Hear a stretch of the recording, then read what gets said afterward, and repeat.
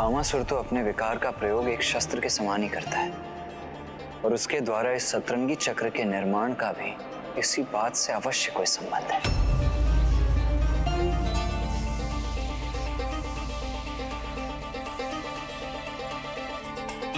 समझ गया, मैं इसका रहस्य समझ गया। मनुष्य का कोई भी विकार उसके भीतर उसकी पंच इंद्रियों से प्रवेश कर उसके मन और बुद्धि को प्रभावित करता है। 5 और 2 हुए 7। इसीलिए उसने अपने लोक की रक्षा हेतु इस सतरंगी चक्र का निर्माण किया है।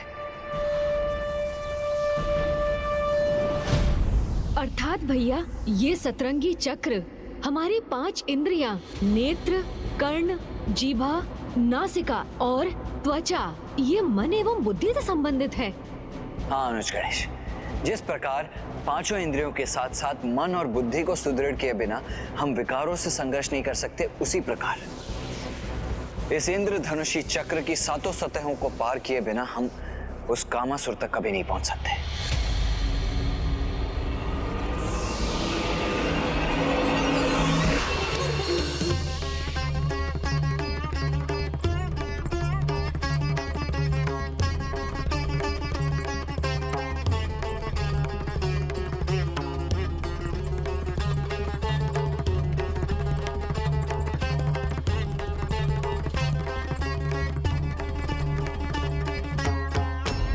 मात्र संगीत से उत्पन्न होने वाली नहीं, अपितु कामासुर के विकार की वाष्प है जो धीरे धीरे समस्त ब्रह्मांड में फैल जाएगी और सारे जीव जंतु, चाहे वो पशु हो या मनुष्य, सब के सब काम भावना से ग्रसित होकर मेरे वश में हो जाएंगे। मैं कोई ना कोई उपाय तो अवश्य ढूंढूंगा भैया। उस दुष्ट कामासुर के इन सतरंगी चक्रों की सभी सतह को अवश्य पार करूंगा मैं और उसे उसके काम विकार के विस्तार करने से रोकने पर विवश कर दूंगा।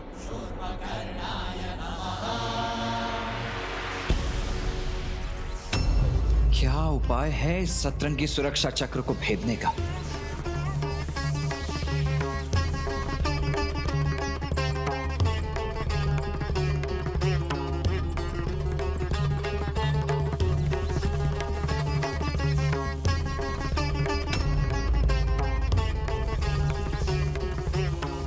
इस विचित्र संगीत के साथ इस रहस्यमयी वाष्प के विस्तार का क्या अर्थ हो सकता है भला?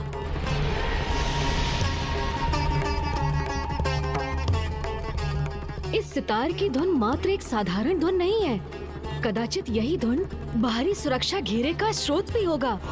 यदि हमें इसे रोकना है तो इस धुन को बंद करना ही होगा भैया।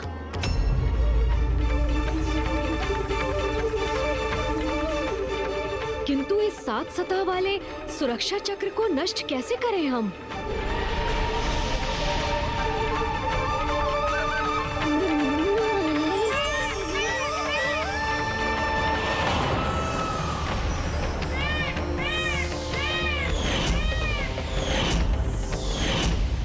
कदाचित इसका उपाय हमारे समक्ष है, क्योंकि मयूर जी तो चक्र के भीतर जाकर भी सुरक्षित रहे।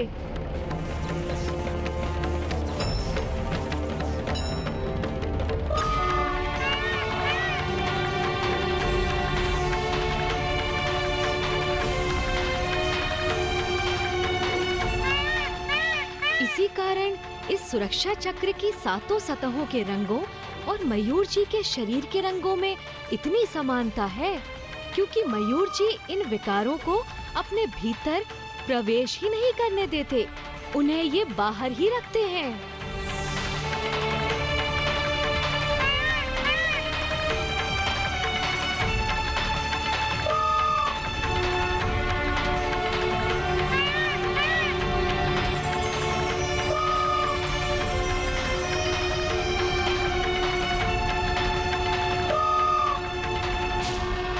क्या हुआ अनुज?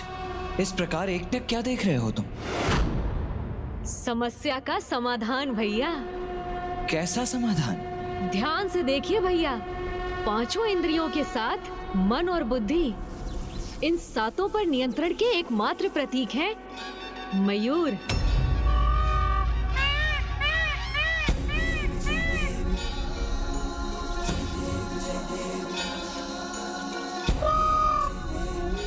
हाँ अनुज गणेश, मयूर संयम के प्रतीक ही तो है, इसीलिए तो इनमें देवताओं का वास भी माना जाता है।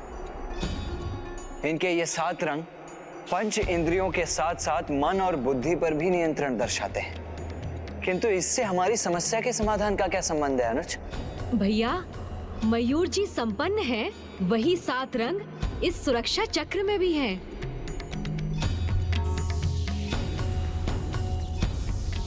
अर्थात संयम के प्रतीक मयूर ही इस सतरंगी चक्र को भेदने में हमारे सहायक होंगे। इसलिए मुझे भी अपने एक मयूर को उत्पन्न करना होगा। किंतु क्यों गणेश? जब मेरे मयूर यहाँ उपस्थित हैं, तो तुम्हें अन्य मयूर की क्या आवश्यकता है? भैया, आपका मयूर आपकी संयमता का प्रतीक है, जो आपने उन्हें अपनी इंद्रियों में साध लिया है। ठीक उसी प्रकार मुझे भी एक ऐसा ही मयूर उत्पन्न करना होगा, जो प्रतीक होगा मेरी इंद्रियों में साधी गई मेरी संयमता का। तभी हम कामनाओं के इन 7 सतहों को भेद कर इन्हें पार कर सकेंगे भैया।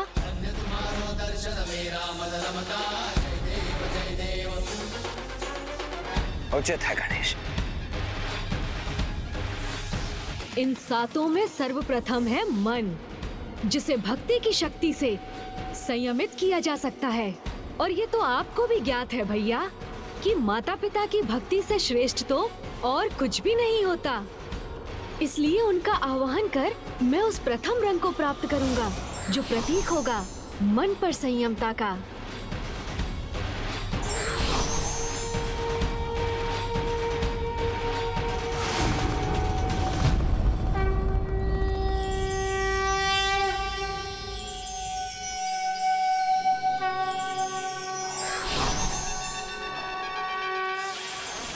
और दूसरी है बुद्धि, और बुद्धि को ज्ञान की शक्ति से ही संयमित किया जा सकता है। इसलिए भैया, अब मैं माता सरस्वती और ब्रह्मदेव का आवाहन करूंगा, जो मुझे द्वितीय रंग प्रदान करेंगे। हमारा आशीष सदा तुम्हारे साथ है पुत्र गजानन।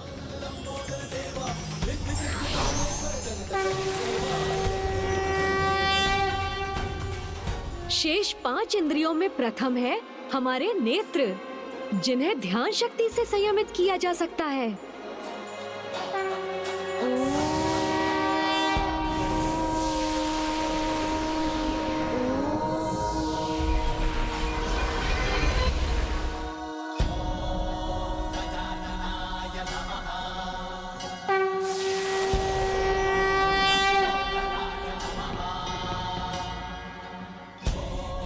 फिर कर्ण, जिन्हें अंतर्ध्वनि की शक्ति से, जीवा जाप शक्ति से, नासिका आत्म शक्ति से और त्वचा को तपो शक्ति से संयम में रखना संभव होता है।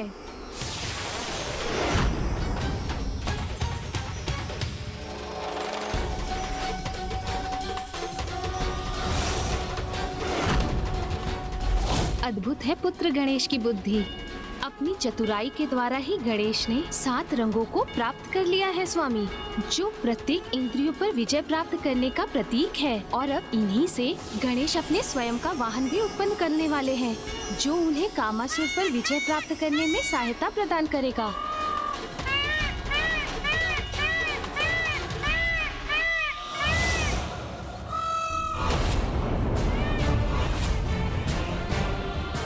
ये किसका विचित्र और अप्रिय स्वर है? कहीं कोई यहाँ आकर मेरे कार्य में हस्तक्षेप करने का प्रयास तो नहीं कर रहा है? मेरे समक्ष ऐसा कोई भी प्रयास सफल नहीं होगा। मेरे द्वारा उत्पन्न किए गए काम के प्रभाव से कोई सुरक्षित नहीं रह सकेगा।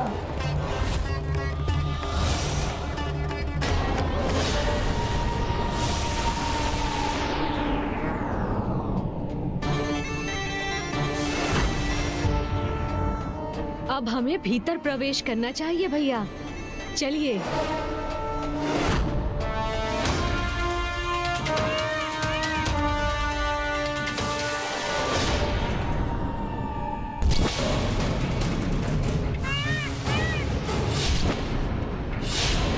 ये वाष्प तो गणेश की ओर ही अग्रसर है। गणेश सावधान!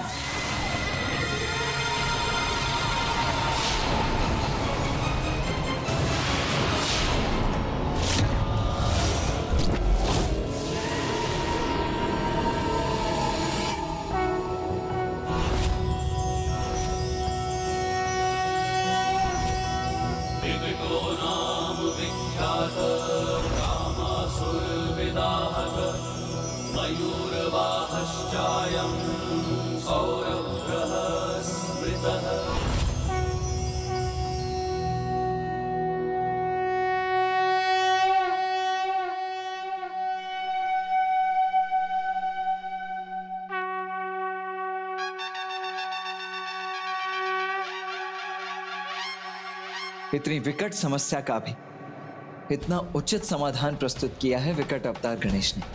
कदाचित उसे ज्ञात होना चाहिए कि विकट गणेश के पावन अवतार पर कामासुर के सभी विकार प्रभावहीन ही सिद्ध हुए।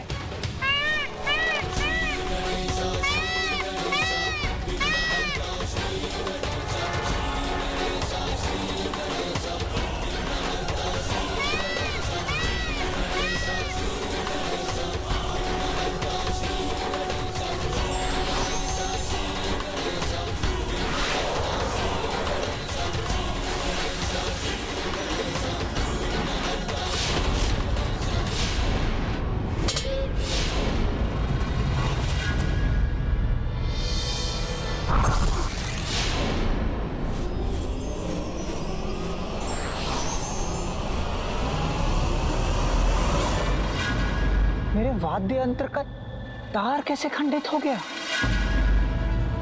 किंतु अभी अन्य तार तो शेष है। इन्हीं से अपना प्रबल प्रभाव उत्पन्न करूंगा मैं।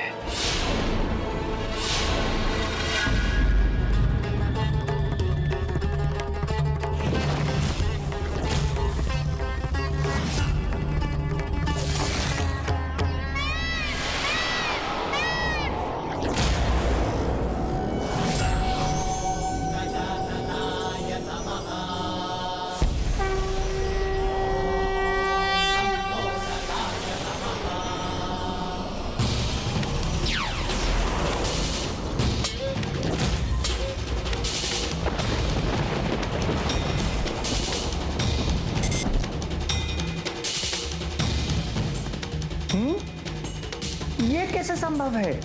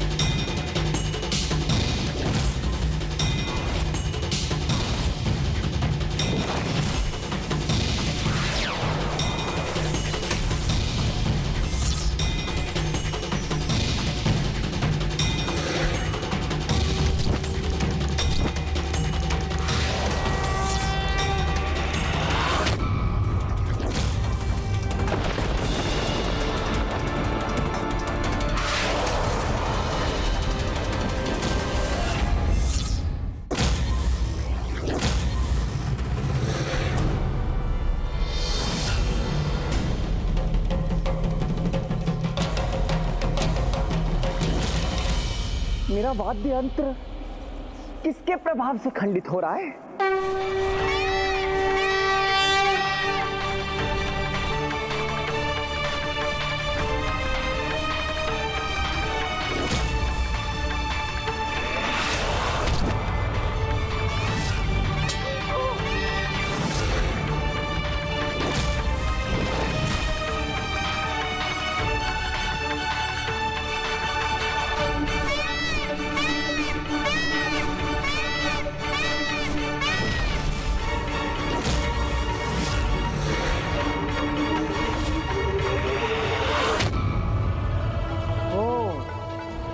यहाँ तक पहुंचने में सफल हो गए।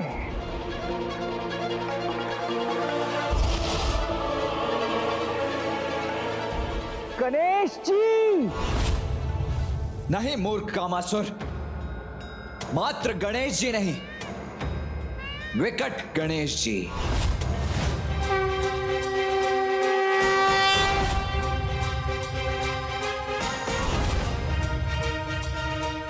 पुत्र गणेश का ये विकट रूप तो अत्यंत अद्भुत है।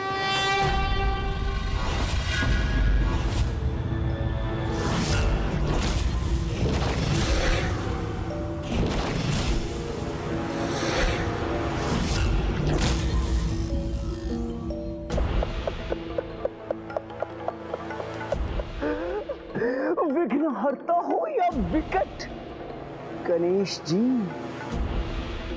आपके किसी भी रूप से भयभीत नहीं हूं मैं।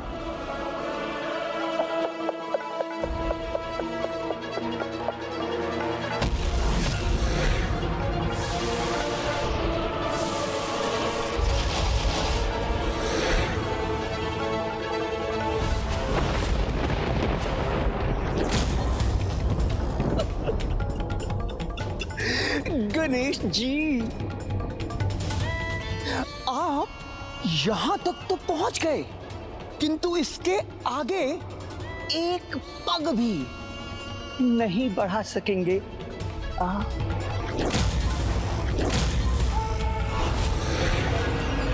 ये मार्ग तो विकट गणेश के लिए भी अत्यधिक विकट है। कामासुर, अपने विकार पर नियंत्रण रखो।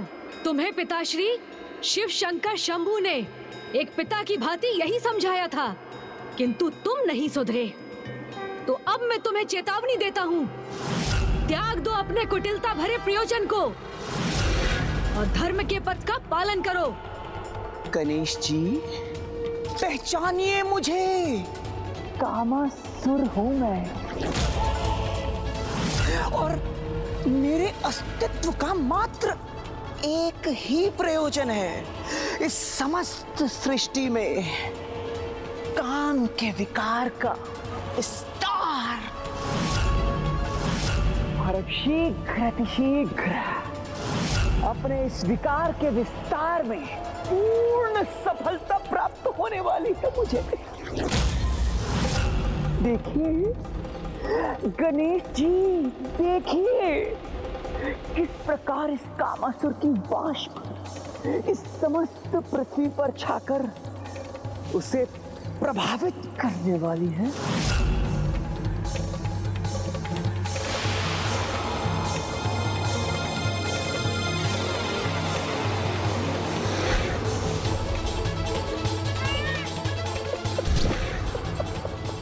गणेश जी, अब देखिएगा किस प्रकार कामासुर के 5 महाबाण स्वयं आप में ही परिवर्तन ले आएंगे।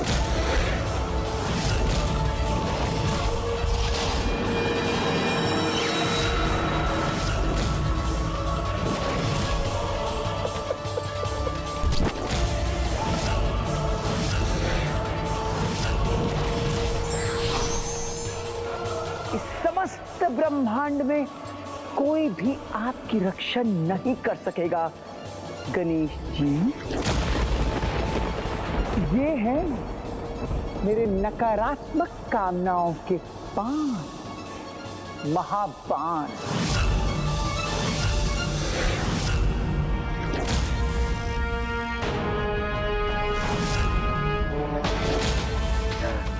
ये है उन्माद बाण, स्तंभन बाण, तापन बाण, शोषण बाण, सम्मोहन बाण। ये वो मायावी बाण हैं जिनके प्रभाव से देवता भी मुक्त नहीं हो सकते। अब न स्वयं आप और ना ही कोई अन्य आपकी रक्षा कर सकेगा।